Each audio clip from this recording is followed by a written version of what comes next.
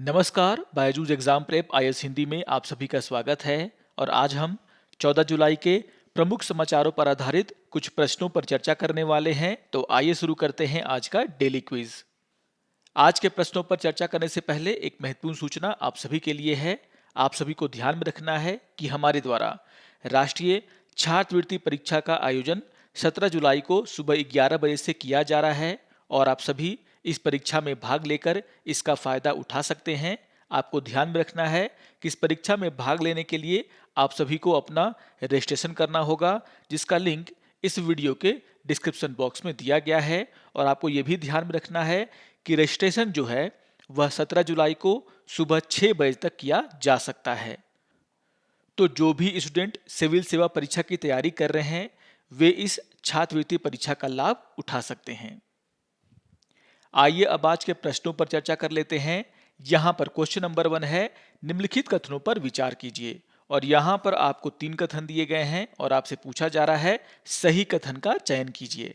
यहां पर पहला कथन है, भारतीय राष्ट्रीय कांग्रेस को स्वतंत्रता के बाद 1969 में अपने पहले विभाजन का सामना करना पड़ा। तो यहां पर बात हो रही है भारतीय राष्ट्रीय कांग्रेस में विभाजन को लेकर के। इससे जुड़ा हुआ एक बहुत ही इंपॉर्टेंट न्यूज आज के द इंडियन एक्सप्रेस में आया है, जहां पर कांग्रेस के विभाजन को लेकर के चर्चा की गई है। और आप सभी को ध्यान में रखना है कि इंडियन नेशनल कांग्रेस में जो पहला विभाजन है वह 1969 में हुआ था, यानी कि यहां पर जो पहला कथन है वह पूरी तरीके से सही है। आइए देख लेते हैं दूसरे कथन को। दूसरा कथन है, पुरानी कांग्रेस के पास जुते हुए बैलों की जोड़ी का पार्टी चिन्ह बरकरार रहा था तथा कांग्रेस से अलग हुए गुट को बछड़े के साथ गाय का चिन्ह दिया गया था। तो यहां पर जब आप इस न्यूज को पढ़ेंगे जहां पर चर्चा की गई है इंडियन नेशनल कांग्रेस में जो विभाजन हुआ था 1969 में उसके बारे में, तो यहां पर आपको ध्यान में रखना है कि जो पुरानी कांग्रेस थी उसके पास अपना जो पुराना चिन्ह था वह बरकरार रहा था, जबकि जो अलग हुआ गुट था उसे जो है एक नया चिन्ह दिया गया था जो था बछड़े के साथ गाय। तो यहां पर जो दूसरा कथन है वो भी पूरी तरीके से सही है। आइए देख लेते हैं तीसरे कथन को। तीसरा कथन है, किसी राजनीतिक दल में विभाजन के मामले में भारत का चुनाव आयोग पार्टी के चुनाव चिन्ह के आवंटन का निर्धारण करता है। तो यहां पर तीसरा कथन बिल्कुल सही है। आपको ध्यान में रखना है कि पार्टी को कौन सा चुनाव चिन्ह मिलेगा। अगर किसी पार्टी में विभाजन होता है तो इसका जो अंतिम फैसला है वह चुनाव आयोग के द्वारा लिया जाता है।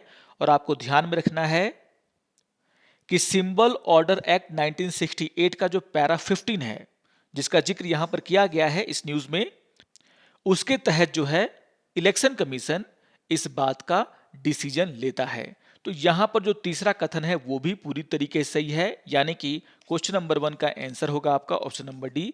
यहां पर सारे के सारे कथन बिल्कुल सही हैं। तो इस न्यूज को आप लोग जरूर ध्यान से पढ़ेंगे। कुछ बहुत ही महत्वपूर्ण बातें यहां पर लिखी हुई हैं और उन सभी महत्वपूर्ण बातों को ध्यान में रख करके यह क्वेश्चन आपके सामने रखा गया था। आइए अब क्वेश्चन नंबर 2 पर चर्चा कर लेते हैं। क्वेश्चन नंबर 2 है, अनुच्छेद 21 के संबंध में निम्नलिखित कथनों पर विचार कीजिए।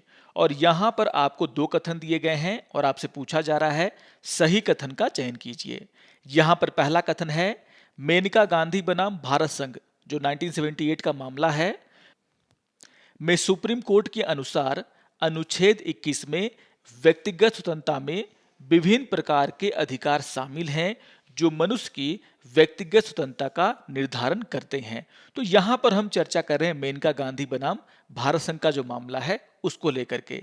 इससे जुड़ा हुआ बहुत ही इंपॉर्टेंट न्यूज आज के द हिंदू समाचार पत्र में आया है, जहां पर Menaka Gandhi versus union of India का केस का जिक्र किया गया है, जहां पर यह लिखा गया है कि सुप्रीम कोर्ट ने इस केस में जो पर्सनल लिबर्टी है यानी कि जो आर्टिकल 21 है उसे जो है बहुत ही अच्छी तरीके से डिफाइन किया और बहुत सारे जो राइट हैं जैसे कहीं भी घूमने का राइट, इन जैसे जो राइट्स हैं उसको भी जो है इसका भाग माना। यानी कि यहां पर जो पहला कथन है वह पूरी तरीके से सही है। आइए देख लेते हैं दूसरे कथन को। दूसरा कथन है, इससे पहले सतवंत सिंह साहनी बनाम डी रामारत्नम सहायक पासपोर्ट अधिकारी 1967 मामले में विदेश यात्रा के अधिकार को अनुच्छेद 21 का आंतरिक भाग माना गया था। तो इसी न्यूज में इस केस की भी चर्चा है। आप समझ, यहां पर आपको ध्यान में रखना है कि सतवंत सिंह साहनी बनाम डी रामानत्नम सहायक पासपोर्ट अधिकारी के मामले में सुप्रीम कोर्ट ने पहले ही विदेश यात्रा के अधिकार को अनुच्छेद 21 के आंतरिक भाग के तौर पर माना था। यानी कि यहां पर जो दूसरा कथन है वो भी सही है। दोनों बहुत ही इंपॉर्टेंट केसेस हैं और इसके आधार पर अगर देखा जाए तो क्वेश्चन नंबर 2 का आंसर होगा आपका ऑप्शन नंबर सी। यहां पर दोनों के दोनों कथन सही हैं। तो बहुत ही इंपॉर्टेंट स्टेटमेंट है। इस न्यूज को भी आप लोग जरूर ध्यान से पढ़ेंगे, जहां पर इन दोनों केसेस के बारे में और भी बहुत सारे जो केसेस हैं उनके बारे में चर्चा किया गया है। तो बहुत ही इंपॉर्टेंट न्यूज है, जरूर इसको आप लोग पढ़ेंगे। आइए देख लेते हैं क्वेश्चन नंबर 3 को। क्वेश्चन नंबर 3 है, भारत की जलवायु परिवर्तन प्रतिबद्धताओं के संबंध में निम्नलिखित कथनों पर विचार कीजिए। और यहां पर आपको 3 कथन दिए गए हैं और आपसे पूछा जा रहा है सही कथन का चयन कीजिए। यहां पर पहला कथन है, 2015 में भारत ने 2022 तक अपने राष्ट्रीय स्तर पर निर्धारित योगदान यानी कि एनडीसी के भाग के रूप में अपनी ऊर्जा का 40% नवीकरणीय स्रोतों से प्राप्त करने की प्रतिबद्धता जताई है। यहां पर आपको ध्यान में रखना है कि भारत के द्वारा 2015 में यह कहा गया था कि वह 2030 तक अपनी ऊर्जा जरूरतों का जो 40% है वह नवीकरणीय ऊर्जा से प्राप्त करेगा।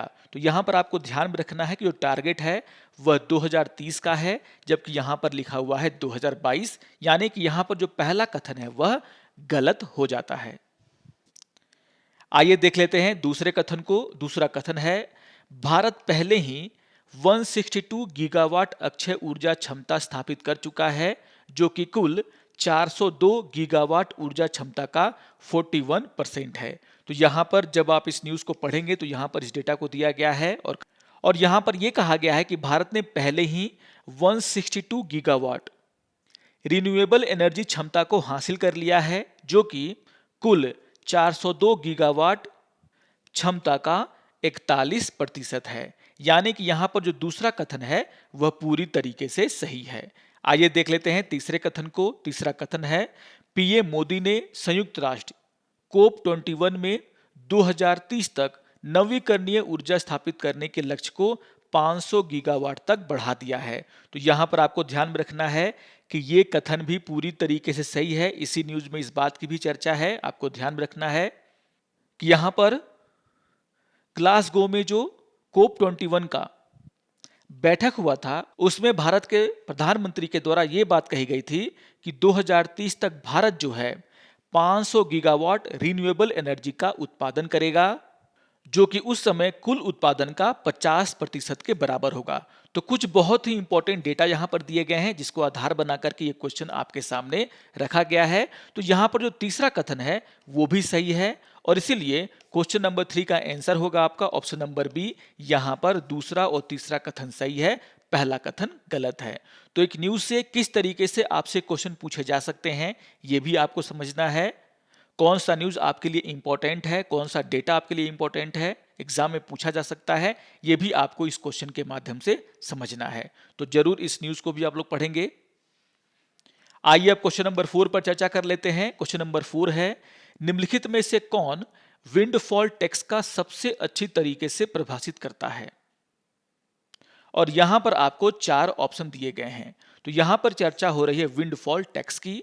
आपको ध्यान में रखना है कि अगर हम विंडफॉल टैक्स की बात करें तो विंडफॉल टैक्स सरकारों के द्वारा उन कंपनियों पर लगाया जाता है, उन व्यवसायों पर लगाया जाता है या फिर उस आर्थिक क्षेत्र पर लगाया जाता है जिसे जो है आर्थिक विस्तार का लाभ हुआ है। यानी कि अगर भारत में प्रगति हो रही है, भारत का विकास हो रहा है, तो उससे जिन जिन कंपनियों को सबसे ज्यादा फायदा हो रहा है उन पर जो है सरकार के द्वारा अतिरिक्त कर लगाया जाता है, जिसे हम बोलते हैं विंडफॉल टैक्स। इसका उद्देश्य अधिक से अधिक सामाजिक भलाई के लिए इन टैक्स का इस्तेमाल करना है। तो यहां पर आपको ध्यान में रखना है कि जब भी आर्थिक प्रगति होती है और उसके कारण जिन जिन कंपनियों को बहुत ही ज्यादा मुनाफा होता है, तो यहां पर सरकार जो है उन पर विंडफॉल टैक्स लगाती है, क्योंकि उन्हें आर्थिक विस्तार का सबसे ज्यादा फायदा हुआ है। और इसके आधार पर अगर देखा जाए तो यहां पर जो ऑप्शन नंबर ए है, जिसमें यह कहा जा रहा है कि किसी विशेष कंपनी या उद्योग के अचानक हुए बड़े मुनाफे पर उच्च कर दर, वो जो है सही तरीके से विंडफॉल टैक्स को परिभाषित करता है। यानी कि क्वेश्चन नंबर 4 का आंसर होगा आपका ऑप्शन नंबर ए। इससे जुड़ा हुआ एक न्यूज द हिंदू में आया है, जिसका शीर्षक है गवर्नमेंट में review windfall tax as oil prices slide. तो जिस तरीके से कच्चे तेल के दाम कम हुए हैं, उसको देखते हुए गवर्नमेंट के द्वारा तेल कंपनियों पर जो विंडफॉल टैक्स लगाया गया था, उसे जो है हटाने को लेकर के चर्चा किया जा रहा है। सरकार इसको रिव्यू करेगी। आइए अब एक प्रीवियस ईयर क्वेश्चन पे चर्चा कर लेते हैं, और ये क्वेश्चन 2021 में पूछा गया था। क्वेश्चन नंबर 5 है, निम्नलिखित प्राणियों पर विचार कीजिए। और यहां पर आपको 3 प्राणियों के नाम दिए गए हैं। यहां पर पहला नाम है जाहक यानी कि हेजोंग, दूसरा है सैल मूसक यानी कि मरमोट, और तीसरा है वज्रसल्क यानी कि पेंगोलिन। और यहां पर आपसे पूछा जा रहा है कि उपयुक्त में से कौन से जीव परभक्षियों द्वारा पकड़े जाने की संभावना को कम करने के लिए स्वयं को लपेटकर या फिर लुढ़क कर अपने कमजोर अंगों की रक्षा करते हैं। और यहां पर आपको 4 ऑप्शन दिए गए हैं। तो यहां पर आप फिगर से पता कर सकते हैं कि आखिर आपका आंसर क्या होगा। यह है हेजोंग। आप देख सकते हैं कि इसके ऊपर जो है कांटेदार एक परत लगी हुई है, और जब भी इसे कोई खतरा महसूस होता है तो वह इससे अपने रक्षा कर लेता है। इसी तरीके से पेंगोलिन भी अपनी रक्षा करने के लिए अपनी जो खुदरी त्वचा है, जो कठोर होती है, उसका इस्तेमाल करता है। लेकिन जो मरमोट है, उसके पास जो है इस तरह की कोई भी विशेषता नहीं है। यानी कि यहां पर जो आपका आंसर होगा वो होगा आपका ऑप्शन नंबर डी, पहला और तीसरा, यानी कि हेजोंग और पेंगोलिन। आइए अब आज के तथ्य के ऊपर हम चर्चा कर लेते हैं, और आज हम चर्चा करने वाले हैं भारत का पहला HPV वैक्सीन के बारे में। इससे जुड़ा हुआ न्यूज द इंडियन एक्सप्रेस में आया है। यहां पर आपको ध्यान में रखना है कि drug controller general of India के द्वारा मंगलवार को सर्वाइकल कैंसर के खिलाफ भारत का जो पहला वैक्सीन है, उसे जो है मंजूरी दे दिया गया है, जिसे हम कह रहे हैं क्वाड्रीवैलेंट ह्यूमन पेपिलोमा वायरस वैक्सीन। तो यहां पर यह भारत का पहला वैक्सीन होने वाला है सर्वाइकल कैंसर के खिलाफ। आपको ध्यान में रखना है कि महिलाओं में जो है सर्वाइकल कैंसर बहुत ही ज्यादा होता है, और इस वैक्सीन का उद्देश्य महिलाओं को सर्वाइकल कैंसर से बचाना है। आपको ध्यान में रखना है कि भारत में जो है 15 से 44 वर्ष के आयु की जो महिलाएं होती हैं, उन्हें जो है सर्वाइकल कैंसर जो है बहुत ही ज्यादा मात्रा में होता है। और वर्ल्ड बैंक के मुताबिक 2019 में भारत में 45,000 से अधिक महिलाओं की मौत सर्वाइकल कैंसर से हुई थी। यहां पर आपको ध्यान में रखना है कि अगर सर्वाइकल कैंसर का पता, उसके जो लक्षण हैं, उसकी पहचान पहले ही हो जाती है, तो इसका इलाज आसानी से किया जा सकता है। और डॉक्टरों के मुताबिक यह जो कैंसर है वह ह्यूमन पेपिलोमा वायरस के कारण होता है, और जिन महिलाओं की इम्यूनिटी काफी कमजोर होती है, उन्हें जो है यह कैंसर होने का जो खतरा है वो सबसे ज्यादा रहता है। तो यहां पर इसको देखते हुए, भारत में इसकी गंभीरता को देखते हुए, ये बहुत ही इंपॉर्टेंट न्यूज है, जिसको कि आपको ध्यान से पढ़ लेना है। तो आशा करता हूं कि आप सभी को आज का डेली क्विज पसंद आया होगा। सारे क्वेश्चंस बहुत ही महत्वपूर्ण हैं, इनको आप लोग रिवाइज करेंगे, इंपॉर्टेंट डेटा को आप लोग नोट डाउन करेंगे। और अगर आपको ये वीडियो अच्छा लगे तो आप जरूर इसको लाइक करें, शेयर करें, और दूसरों को भी सब्सक्राइब करने के लिए प्रेरित करें। तो मिलते हैं डेली क्विज के अगले अंक में, तब तक के लिए नमस्कार और धन्यवाद।